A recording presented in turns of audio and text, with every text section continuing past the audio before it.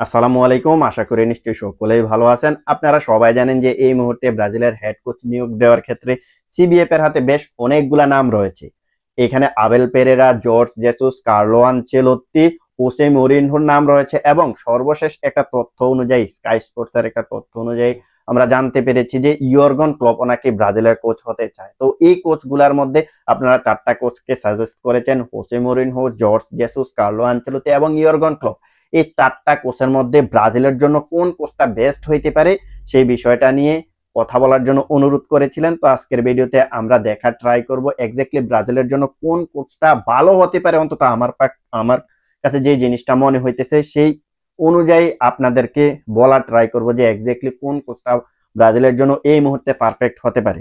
তো প্রথমত আমরা জর্জ জেসুসের দিকে আসি। দেখুন, জর্জ জেসুস টু ব্রাজিলের যে ডিলটা রয়েছে সেই ডিলটা হতে পারে কখন? যখন ক্লাব বিশ্বকাপটা শেষ হয়ে যাবে। ক্লাব বিশ্বকাপের পরে যখন তিনি আল হিলালটা ছেড়ে দিবেন তখন তিনি ব্রাজিলে আসতে পারবেন। এছাড়া তাকে আল হিলাল ছাড়বে না।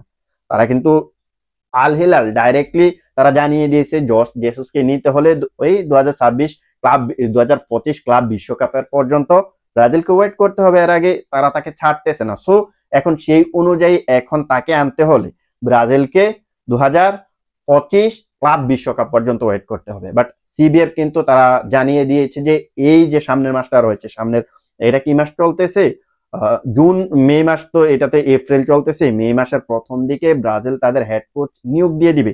তো এই ক্ষেত্রে হিসেব করলে আমরা এখন দেখতে পারবো যে ওইটা যদি হিসেব করে তারা যদি সামনের মাসের প্রথম সপ্তাহে যদি কোচ নিয়োগ দিয়ে দেয় তাহলে জর্জ জেসুসের যে সিনারিটা, অর্থাৎ তার যে অধ্যায়টা, সেই অধ্যায়ের যে রিউমারটা ছিল এই রিউমারটা আমার কাছে মনে হয় যে এখানে এন্ড হয়ে যাবে। সো এটা হচ্ছে জর্জ জেসুসের যে বিষয়টা সেটা। দেখুন, এবার আমরা আসি জর্জ জেসুস ব্রাজিলের কোচ হলে কেমন হতো। এখন প্রথমত আমি যে কথাটা বলতে চাই, তার উইনিং পার্সেন্টেজ বেশ ভালো। আপনি যদি এখন আল হিলালে তার উইনিং পার্সেন্টেজ দেখেন, সম্ভবত এই মুহূর্তে 75 না 76%, 75 না 76%, আচ্ছা যাই হোক এরকম আশেপাশে। তো উইনিং পার্সেন্টেজের দিকে আপনি বলতে পারেন যে হ্যাঁ, তিনি ব্রাজিলের কোচ হইলে তার পারফরমেন্স অনুযায়ী কোচ হইলে হয়তো ভালো হইতো। বাট আপনি যখন ওই লিগটার দিকে তাকাবেন তাহলে দেখতে পারবেন যে এটা হচ্ছে সৌদির প্রো লিগ, যেখানে ব্রাজিলিয়ান লিগের চাইতেও মানটা ওইখানে বেশ কম। এটা আপনি মানেন বা না মানেন, এটাই কিন্তু রিয়েলিটি। ব্রাজিলের লিগের চাইতে সৌদির লিগটা খুবই নিম্নমানের, এটা আপনি মানেন আর নাই বা মানেন।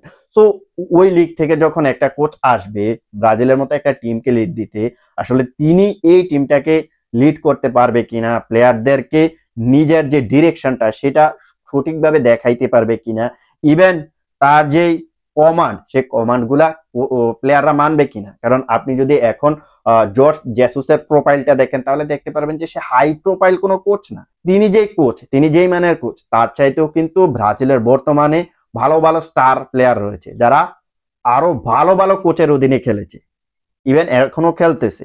সো তারা যখন ওই ক্লাবে খেলবে, ওই ক্লাবে যখন বড় বড় কোচের আন্ডারে খেলে ব্রাজিল জাতীয় দলে আসবে খেলার জন্য, তখন কি আপনার জর্জ জেসুসের মতন একজন কোচকে তারা মানবে? যারা বিশেষ করে স্টার প্লেয়ার, আমি যদি এখন নাম ধরে ধরে বলি, রদ্রিগো, আমি যদি এখন ভিনিসিয়াস জুনিয়রের কথা বলি, তাহলে এই দুইটা প্লেয়ার কি মানবে? এখন এই দুইটা প্লেয়ারের মধ্যে একটা প্লেয়ারের নাম আমি বিশেষ করে সবসময় বলি, রদ্রিগো। তিনি আপনার তার যে সাবেক কোচ ছিলেন, ব্রাজিল জাতীয় দলে যে সাবেক কোচ ছিলেন ডুরিবাল জুনিয়র, তার কমান্ড ফলো করে নাই, তাকে সাবস্টিটিউট করতে চাইতেছে বাট সে উঠতেছে না। তো এমন ধরনের সিনারি হয়তো আমরা ইয়ের বেলায় দেখতে পারবো, জর্জ জেসুসের বেলায় দেখতে পারবো। এখানে ডুরিবাল জুনিয়র সাহস দেখে তাকে উঠাইতে পারে নাই, তাকে ফ্ল্যাগ দেখাইও উঠাইতে পারে নাই, ইভেন পরবর্তী ম্যাচটাতে তাকে বেঞ্চও করতে পারে নাই। কারণটা কি? কারণটা হচ্ছে সে হাই প্রোফাইল প্লেয়ার, কোচ হচ্ছে নিম্নমানের, প্লেয়ার হয়ে গেছে বড় মানের। যার কারণে এই জায়গায় আমার কাছে মনে হইতেছে যে জর্জ জেসুস এই মুহূর্তে ব্রাজিলের জন্য ভালো অপশন হবে না। এখন আপনি যদি তার ফরমেশনটা হিসেব করেন তাহলে দেখতে পারবেন যে রিসেন্টলি তিনি 4-2-3-1 ফরমেশনে খেলে, যেটা ব্রাজিলের টিমের সঙ্গে মোটামুটি মিলে যায়। ব্রাজিলও কিন্তু দীর্ঘদিন ধরে এমন একটা ফরমেশনে খেলতেছে। সো ফরমেশনের হিসেব করলে হয়তো তিনি টিকতে পারবেন, এবং ভাষাগত যেই একটা ব্যাপার স্যাপার, ব্রাজিলিয়ান প্লেয়াররাও পর্তুগিজ ভাষায় কথা বলে, তিনিও পর্তুগিজ। সো ওই হিসেব করলে তিনি হয়তো বা টিকতে পারবেন। বাট আমার কাছে যেটা মনে হইতেছে প্লেয়ারদেরকে মেনটেন করার ক্ষেত্রে তিনি টিকতে পারবেন না। এবার আমরা আসি কার্লো আনচেলত্তির দিকে। দেখুন, কার্লো আনচেলত্তির বর্তমানে যে রিসেন্ট পারফরমেন্স, সেই রিসেন্ট পারফরমেন্স অনুযায়ী হয়তোবা আপনি এই কোচটাকে ব্রাজিল জাতীয় দলে দেখতে চাইবেন না। রিসেন্ট পারফরমেন্সের কথা বলতেছি, কারণ বিগত যদি আপনি 10 থেকে 15টা ম্যাচ রিয়াল মাদ্রিদের দেখেন, তাহলে দেখতে পারবেন যে কোনো ধরনের টেকনিকই নেই তার হাতে। এই মুহূর্তে বিশ্বমানের ফুলব্যাক নেই। একটা সময় হ্যাঁ আমরা দেখছি যে গত সিজনটাতে এই জায়গা দানি কারবাহাল, তারপর লেফট ব্যাকেও মোটামুটি যারা ছিল তারা ভালো করছে। দানি কারবাহাল তো আউটস্ট্যান্ডিং পারফরমেন্স দিয়েছে গত মৌসুমে, যার কারণে গত মৌসুমে আমরা আহামরি এই জায়গায় উইক পয়েন্ট দেখিনি। বাট এবারের মৌসুমে যখন কারবাহাল ইনজুরিতে পড়ে গেলেন, আমরা দুই ফুলব্যাকে কিন্তু দারুণ সমস্যা দেখতেছি, যার কারণে কার্লো আনচেলত্তি এই মৌসুমে হয়তোবা তেমন ভালো ধরনের কোনো সার্ভিস রিয়াল মাদ্রিদকে দিতে পারে নাই। এখন যদি সে ব্রাজিলে যায়, ব্রাজিলেও কিন্তু সেম সমস্যা হবে, ব্রাজিলের ভালো মানের কোনো ফুলব্যাক নাই। সো এটা হচ্ছে কার্লো আনচেলত্তির মোটামুটি সিনারি। এখন কার্লো আনচেলত্তি যদি ব্রাজিলে যায়, তবে কার্লো আনচেলত্তির একটা পজিটিভ দিক হচ্ছে যে টিমটা মনে করেন যে ডুবতেছে এমন টিমটাকেও সে কিন্তু খাদের কিনারা থেকে তুলতে পারে, কারণ সে একজন এক্সপিরিয়েন্স কোচ। কারণ তিনি জানে যে প্লেয়ারদেরকে কিভাবে মেনটেন করতে হয়, হাই প্রোফাইলের যে প্লেয়ার গুলা রয়েছে এদেরকে কিভাবে মেনটেন করতে হয় তিনি কিন্তু এর আগেও প্রমাণ করে দিয়েছে, ইভেন কি এখনো প্রমাণ করতেছে। তো সেই অনুযায়ী আমি বলবো যে কার্লো আনচেলত্তি ব্রাজিলের জন্য মোটামুটি ভালো মানের অপশন হলেও রিসেন্ট পারফরমেন্স অনুযায়ী হয়তোবা আপনারা ভালো কোনো ধরনের আশা তার কাছ থেকে দেখতে পাবেন না, হয়তোবা ভালো ধরনের কোনো পজিটিভ কথাবার্তা তার জন্য এই মুহূর্তে বলতে পারবেন না। তবে তিনি যদি ব্রাজিলের টিমের দায়িত্ব নেয়, আমার কাছে মনে হয় যে রিসেন্টলি এই মুহূর্তে তিনি ব্রাজিলে গিয়ে পুরো টিমের যে সিনারিটা সেটা চেঞ্জ করে দিতে পারবেন, সেই ক্যাপাবিলিটি তার রয়েছে। সো এখন এটা হচ্ছে কার্লো আনচেলত্তি ব্যাপার স্যাপার। তার যে ফরমেশনের কথা সেটা তো 4-2-3-1 এমন ধরনের একটা ফরমেশনে তিনি বর্তমানে রিয়াল মাদ্রিদে খেলে থাকেন। এই ফরমেশনটাও কিন্তু ব্রাজিল দলের মেইন ফরমেশন। সো ফরমেশনের দিক থেকে, প্লেয়ারদেরকে মেনটেন করার দিক থেকে হাই প্রোফাইল কোচ হিসেবে তিনিও ব্রাজিল দলের জন্য ভালো একটা অপশন হতে পারে। এবার আমরা আসি হোসে মরিনহোর দিকে। দেখুন, হোসে মরিনহোর ক্ষেত্রে যে ব্যাপারটা বলবো সেটা হচ্ছে তিনি স্ট্রেট ফরওয়ার্ড। এটা এর আগের কয়েকটা ভিডিওতে আমি বলেছি যে হোসে মরিনহো এমন একটা কোচ, আপনি যে ভুলটা করবেন সেটা সে মাঠে ধরিয়ে দিবে। ইভেন আপনি যদি তার কমান্ড ফলো না করেন, আপনি যত বড়ই কোচ প্লেয়ার হন না কেন সাইড বেঞ্চে, এমনও হইতে পারে আপনার ক্যারিয়ারটা নিয়েও টানাটানি শুরু হয়ে যাবে।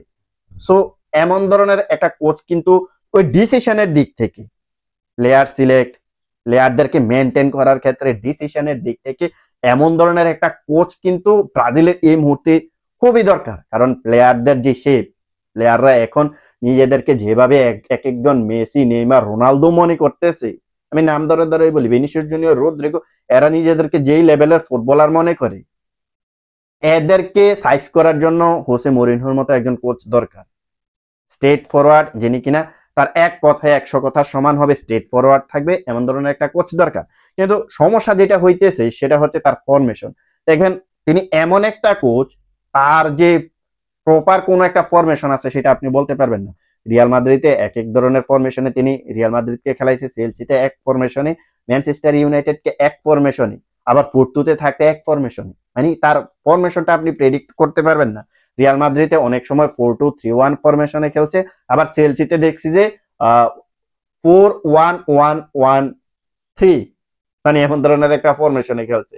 অর্থাৎ মিডফিল্ডে মানে এরকম আঁকা বাঁকা একটা ফরমেশন যেটা দেখলাম আর কি আমি। এরপরে ম্যানচেস্টার ইউনাইটেডে তিনি আরেক ধরনের ফরমেশনে খেলছে। সো অনেক সময় দেখছি যে তিনি ডাবল স্ট্রাইকার নিয়েও খেলে। তো এটা হচ্ছে মোটামুটি এই জায়গায় ও যে হোসে মরিনহো রয়েছে, কিংবা জোসে মরিনহো, অনেকে অনেক নামে ডাকে, কেউ হোসে মরিনহো বলে, কেউ জোসে মরিনহো বলে। সো ওই জোসে মরিনহো কিন্তু এক এক সময় এক এক ফরমেশনে খেলে, আর ডিফেন্সিভলি কিন্তু তিনি টিমকে মোটামুটি স্ট্রং একটা শেপ নিয়ে আনতে পারে, শেপ দিতে পারে। যেমন আপনি যদি একটা দুইটা গোলে এগিয়ে থাকেন, তখন কিন্তু তিনি এত বেশি অ্যাটাক করবে না, ডিফেন্স করার ট্রাই করবে, যেটা আমরা বিগত বেশ কয়েকটা টুর্নামেন্টে কিংবা বিগত বেশ বছর ধরে ব্রাজিলের কাছ থেকে মিসিং দেখতেছি। হ্যাঁ, ব্রাজিল একটা গোল করছে, তারা এক গোলে ক্ষান্ত থাকতে চায় না, তারা মানে গোল বের করতে চায়, আমাদেরকে এন্টারটেনমেন্ট দিতে চায়, যেখানে অন্যান্য টিম একটা গোল দিয়ে ম্যাচ বের করে আনতে চাইবে। যেমন আপনি আর্জেন্টিনার কথা যদি ধরেন, তারা একটা গোলে এগিয়ে থাকলে তারা ডিফেন্সিভলি খেলে কাউন্টার অ্যাটাক দেওয়ার ট্রাই করবে। সো হোসে মরিনহো কিন্তু ওই টাইপের একটা কোচ। হোসে মরিনহো যখন একটা দুইটা গোল দিয়ে দিবে তখন পুরো 90 মিনিট, মানে প্রথম দিকে যদি একটা দুইটা গোলে এগিয়ে যায় তো পুরো 90 মিনিট ডিফেন্স করে ম্যাচটাকে বের করে আনার ট্রাই করে। সো এখন বর্তমানে ব্রাজিলের যে অবস্থা, সেই অবস্থায় আমার কাছে মনে হইতেছে যে আমাদেরকে এন্টারটেনমেন্ট দেওয়ার চাইতে এই টিমের রেজাল্ট সবচাইতে বেশি দরকার। যেমন আমরা আর্জেন্টিনার কথা বলতে পারি। আপনারা যারা 2022 বিশ্বকাপের আগ পর্যন্ত আর্জেন্টিনাকে দেখছেন, 2018 থেকে 2022 বিশ্বকাপের আগ পর্যন্ত, তারা বলতে পারবেন যে আর্জেন্টিনা একটা গোল দেওয়ার পরে এন্টারটেনমেন্টের জন্য তারা খেলে না, তারা ম্যাচ বের করে আনার জন্য খেলে। আপনি এমন সিনারি দেখতে পারবেন যে আর্জেন্টিনা লিওনেল স্কালোনি যতগুলো ম্যাচ খেলাইছে আর্জেন্টিনারে, ওই ম্যাচগুলাতে যতগুলো ম্যাচ জিতেছে এর মাঝে দেখতে পারবেন যে 50%-এরও বেশি আর্জেন্টিনা জিতেছে 1-0 গোলে, 2-1 গোলে কিংবা 2-0 গোলে, 50%-এরও বেশি। সো এখন ব্রাজিল টিমের দরকার কি? ব্রাজিল টিমের দরকার ওই আর্জেন্টিনার মতো একটা গোল কিংবা দুইটা গোলে এগিয়ে থাকলে 90 মিনিট ডিফেন্স করে ম্যাচ বের করে আনা। সো এমন ধরনের কোচ যদি হিসেব করেন তাহলে হোসে মরিনহো এই জায়গায় ব্রাজিলের জন্য বেস্ট অপশন হইতে পারে। হ্যাঁ, তার ফরমেশনটা হয়তোবা ব্রাজিলের সঙ্গে যাবে না, কারণ তিনি বেসিক্যালি যেই বেশি সময় যে ফরমেশনটাতে খেলেন সেটা হচ্ছে 5-3-2 এমন একটা ফরমেশনে খেলে আর কি বেশিরভাগ সময়, যেটা দেখলাম। তো হোসে মরিনহো মোটামুটি ব্রাজিলের জন্য খারাপ হবে না, ভালোই হবে। এবার আমরা আসি ইয়র্গন ক্লপের দিকে। দেখুন, ইয়র্গন ক্লপের যে ব্যাপারটা সেটা স্কাই স্পোর্টস থেকে আমরা দেখছি আর কি, এমন ধরনের একটা তথ্য এসেছে যে ইয়র্গন ক্লপ ব্রাজিলের কোচ হইতে চায়। তো এটা কতটুকু অথেন্টিক না এটা ফলস, সেই ব্যাপারে আমরা আপাতত যাব না, কারণ এটা নিয়ে কথা বলতে গেলে অনেকগুলা কথা বলতে হবে। বাট আমরা এখানে শুধু দেখার ট্রাই করব যে ইয়র্গন ক্লপ ব্রাজিলের জন্য কতটুকু পারফেক্ট কোচ হইতে পারে। প্রথমত আমি যেটা বলবো যে ইয়র্গন ক্লপ টেকনিক্যালি যদি বর্তমানে আপনি বিশ্বের 3টা কোচকে একসাথে করেন, এর মাঝে টপ 1-2-3 এর মধ্যে সে থাকবে। আপনি এই মুহূর্তে তাকে 2 নম্বরেও ধরে নিতে পারেন। 1 নম্বরে আমি তো এর আগে কয়েকটা ভিডিওতে বলেছি যে এই জায়গায় পেপ গার্দিওলা এখনো পর্যন্ত আমার কাছে মনে হয় যে টেকনিক্যালি জিনিয়াস কোচদের মধ্যে 1 নম্বরে সে, ইয়র্গন ক্লপ 2 নম্বরে, আর জাবি আলোনসো 3 নম্বরে রিসেন্টলি আমার কাছে মনে হইতেছে।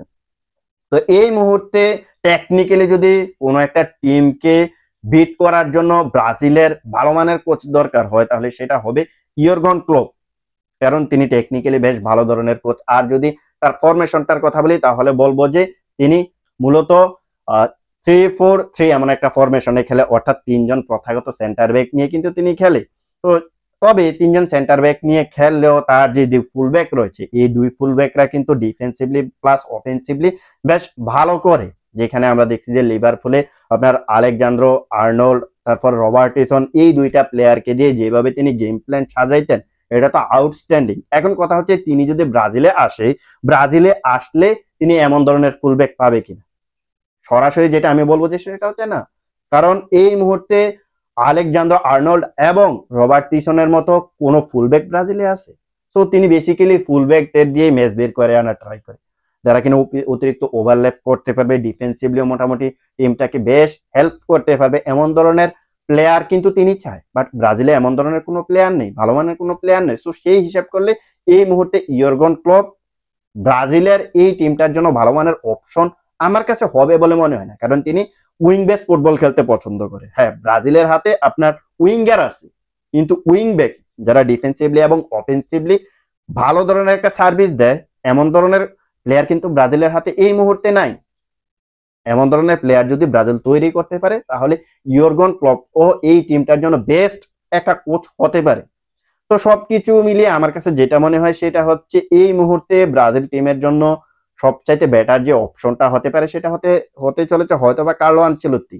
দেখুন, এখানে আমি কার্লো আনচেলত্তিকে একলা বলবো না, আমি এখানে হোসে মরিনহো, কার্লো আনচেলত্তি এবং ইয়র্গন ক্লপ এই 3 জনকেই কিন্তু আগায় রাখবো। এই 3 জনের মধ্যে যে কোনো একজন আসলেই ব্রাজিলের টিমের পুরো চিত্রটা চেঞ্জ হয়ে যাবে। হ্যাঁ, আমি এখানে সবসময় কার্লো আনচেলত্তিকে হয়তো বা আগায় রাখবো, কিন্তু এই কার্লো আনচেলত্তি যদি না আসে বাকি যে 2 জন রয়েছে হোসে মরিনহো এবং ইয়র্গন ক্লপ, এরাও কিন্তু ব্রাজিলের জন্য ভালো মানের অপশন। হ্যাঁ, যদিও ইয়র্গন ক্লপের যে ব্যাপারটা সেটা হয়তো বা পসিবল হবে না, কারণ এই জায়গায় জার্মান ফুটবলের সঙ্গে ব্রাজিলিয়ান ফুটবলটা যায় না, আর ইয়র্গন ক্লপ এই জায়গায় সম্ভবত পর্তুগিজ ভাষাটাও তেমন একটা বলতে পারে না। সো আর জার্মানদের সঙ্গে ব্রাজিলিয়ানদের তেমন একটা যায়ও না, যার কারণে এই জায়গায় আমার কাছে ইয়র্গেন ক্লপের ব্যাপারটা মনে হচ্ছে একেবারে লাস্টে।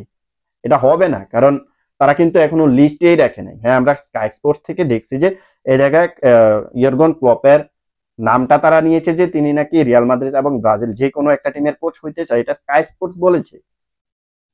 ইয়র্গেন ক্লপ আসলে এটা সত্যিকার অর্থে বলেছে কিনা সেটা হচ্ছে ভিন্ন বিষয়, কিন্তু এখনো পর্যন্ত সিবিএফ ইয়র্গেন ক্লপকে টার্গেটে রাখে নাই, যার কারণে আপনি ইয়র্গেন ক্লপের নামটা শুরুতে বাদ দিয়ে দিতে হবে। তো এই ব্যাপারে আপনাদের মতামত কি? ব্রাজিলের হেড কোচের জন্য কোন কোচটা বেটার একটা অপশন হতে পারে সেটা আপনারা কমেন্ট সেকশনে জানিয়ে দিতে পারেন। তো আজকের ভিডিওটা এখানে শেষ করব, দেখা হবে অন্য কোনো এক ভিডিওতে। সে পর্যন্ত ভালো থাকবেন।